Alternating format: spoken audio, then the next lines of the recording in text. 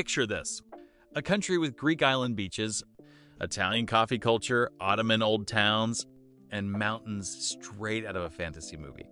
Now picture that country costing less than half of what its neighbors charge.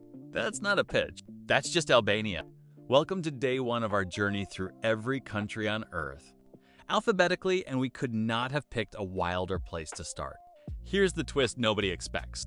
For nearly 50 years, Albania was basically locked in a box. A dictator named Enver Hoxha sealed the entire country off from the outside world. And he was so paranoid about invasion that he built over 170,000 concrete bunkers, scattered across beaches, hillsides, even people's backyards. Think about that number for a second. One bunker for roughly every 11 people in the country at the time. They're still there. You'll be lying on a gorgeous beach, and there's a bunker just sitting in the sand next to you like it's totally normal. Here's the wild part, though. The decades of isolation basically pressed pause on development. While Greece and Croatia were paving roads and building beach resorts, Albania stayed frozen. So when the doors finally opened in the 1990s, what tourists found was untouched coastline, empty mountains, and villages that looked like time had simply skipped them. Now that secret is getting out fast.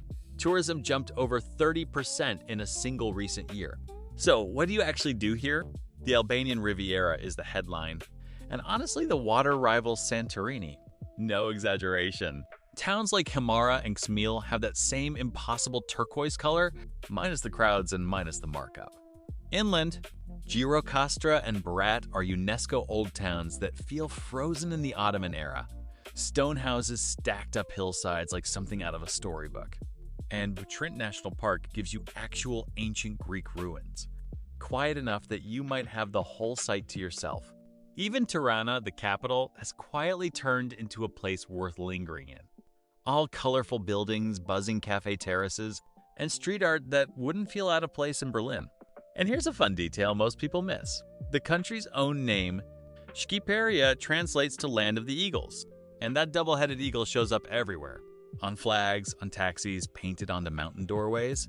Like a quiet reminder of just how proud this place is of itself. So is Albania perfect? Not quite, and we're going to get into exactly what to watch out for. But first, let's talk about the number that makes this whole country worth the trip. Here's the number that changes everything. Albania runs 40 to 60% cheaper than Greece, and 30 to 50% cheaper than Croatia. For an experience that honestly rivals both, a hotel that costs 100 euros a night in Greece, about 35 to 40 euros here, similar quality. A seafood lunch that would run you 25 euros in Croatia, around $8 in Albania. Beach chairs that cost $25 in Mykonos, sometimes just $2 here.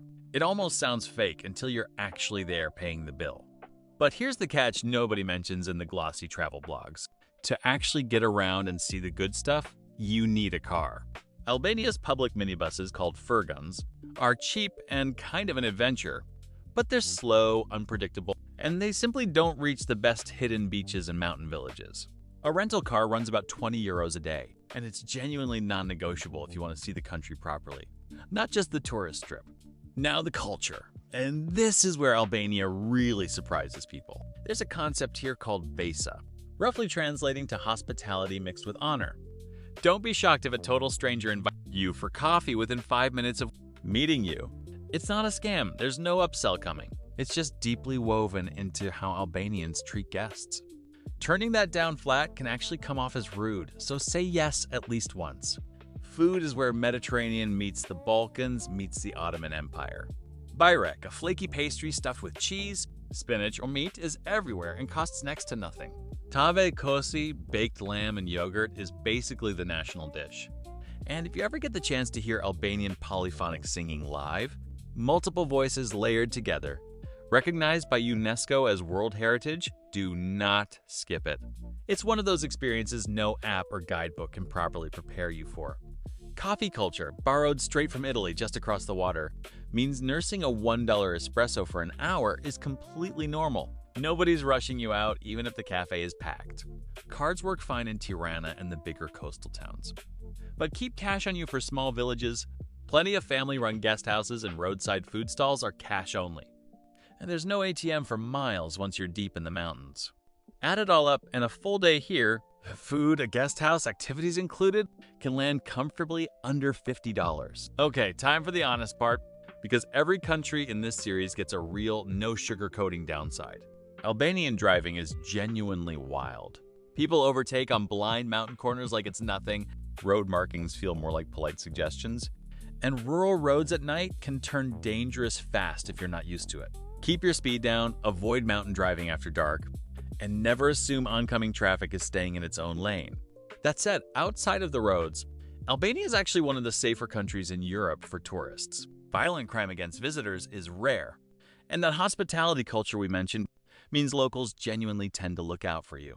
The real danger here isn't people, it's the pavement. Timing matters a lot too. Beach season runs April through October, with the heaviest, though still much lighter than Greece. Crowds hitting in July and August. Want the coastline basically to yourself?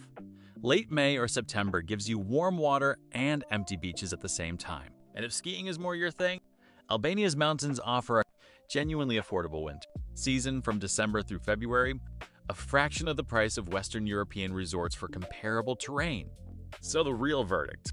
Albania gives you Greek island beaches, Croatian old towns, and centuries of Ottoman history, all in one country, at 40 to 60% less than what you'd pay anywhere else for the same thing. But here's the catch, and it's a real one. This window is closing. Local guides are already saying it plainly. In 5 to 10 years, Albania will likely look a lot more like Croatia does today. More development, more prices, more crowds. Right now in 2026, you're still ahead of that curve. That wraps day one. Tomorrow, alphabetically, we head to Algeria. And it's a completely different kind of story. If you want to follow this entire trip around the world, one country at a time, hit subscribe so you don't miss where we land next. One last surprising fact before we go, Albania is also home to Lake Ohrid, one of the oldest and deepest lakes on the planet, shared with North Macedonia, hiding freshwater species found almost nowhere else on Earth.